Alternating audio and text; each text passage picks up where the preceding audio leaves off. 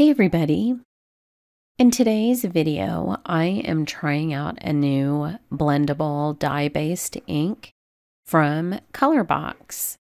These inks come in a set of 12, and I wanted to do a couple of my normal dye-based ink tests with them.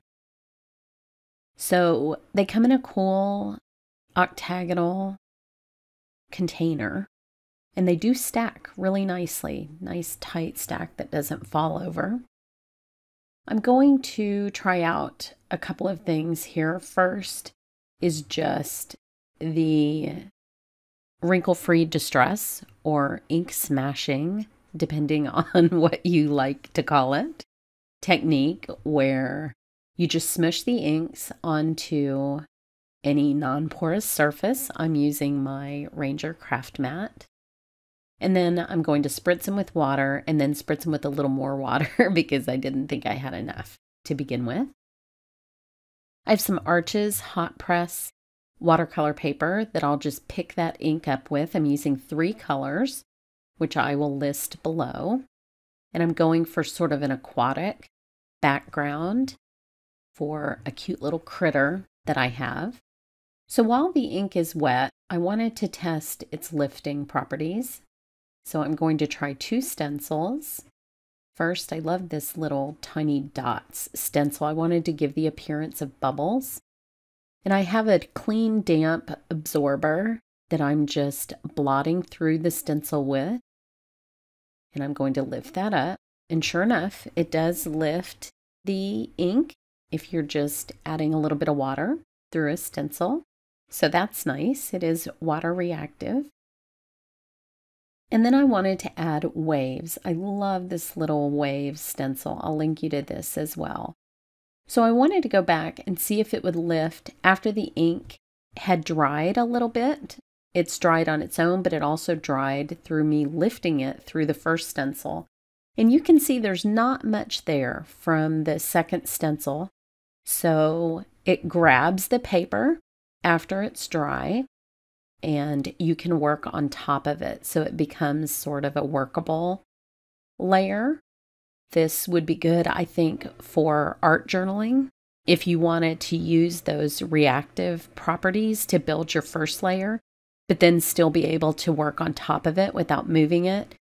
To me, it's similar to Derwent Inktense pencils. So they're water movable when they're wet, and then they're set when they're dry. And those are more like an ink than a watercolor pencil. I went back and decided to spray water through the first stencil to see if I could lift that way by adding a little bit more water. And you can see it's really pretty set. So I think this would be a great art journaling or Bible journaling ink because you can build layer on layer. Now, I wanted to add a little bit more color and a little bit more texture down in that corner. I had a little too much white space for my liking. This was the first sunny day in a really long time. We've had those tropical storms. And so, sorry if my work surface gets a bit bright from time to time. I do work right in front of a window. But I am very happy to see the sunshine in real life or on a video. Now I wanted to try watercoloring both with these and using them as the ink for the stamped image. I have this adorable Beth Duff Designs Narwhal. And I'm going to stamp it in the graphite color. And I'm going to see how it holds up to water for a stamped image. So I will ink this little guy up. Either way, I'll be happy because if the ink does move, it'll be a no-line coloring session. If it doesn't, I'll have that outline of the image to go by and it'll stay there. I'll add a little bit more graphite to my craft mat. And I will add a little bit of water too. If you just spray water on your craft mat, you can use that to watercolor with. I don't typically use the water in the barrel of a blender pen. I like to pick it up. Lets me have a little bit more control. As I'm painting over the narwhal, you'll see the image underneath doesn't move. So again, this reinforces what I saw with the stencil. It can be used to watercolor an image with, and those original lines won't move once it's dry. So if you let your image dry, it'll stay there. I'm going to add a little bit of blue and a little bit of purple because this narwhal is part unicorn after all and needs a colorful mane. So I have this sped up a little bit and the sun is getting in the way of you seeing the image, but you'll see a photograph at the end. And I'll just add a little bit of shading around the edge and dry it with my heat gun before the next step, which is going to be to emboss it. Now I've left the image set up on my MISTI so that I could do this. And I'm going to use some embossing ink to just stamp right over the top of it. Even though you can still see the detail, I'd like it a little bit crisper, and I can do that either with ink or embossing. And I felt like embossing today, which is actually kind of rare for me. You don't see me doing a lot of embossing in my videos. I always stamp with embossing ink a couple of times. It's just a habit that I'm in, and I think it makes for crisper images. This is Brutus Monroe Raven embossing powder. This is an ultra fine embossing powder that I really like.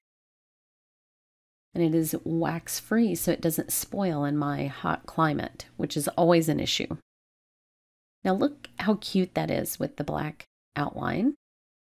And all of the watercoloring with the ink is preserved. So now I can just close that up and emboss. If you forget to close it up, you'll have quite an adventure on your hands. Ask me how I know. Now I have a small paintbrush that I will remove any spare grains of embossing powder from the image with. This is, if this drives you crazy, you can always just stamp in black and emboss in clear on top of it. But I find if you just take a minute and do this, you can satisfy all your OCD tendencies and have a clean looking image. Just keep some fine paintbrushes around that you don't really use for anything else. This is a good time to pull out those sale brushes that you got at 50% off and use them for nothing else but this. Now I felt like this needed a little bit more shading, so I'm picking up the ink, and you can see it doesn't disturb the layers underneath when you add a little bit more on top, which I really, really like, because being able to layer a watercolor image, even if you're using ink and not watercolor, is important. So you would be able to layer colors with this ink, and I find that super fun. So here's the background, and here is the finished card. Head over to my blog or Split Coast Stampers for more information on these inks. And thanks so much for watching.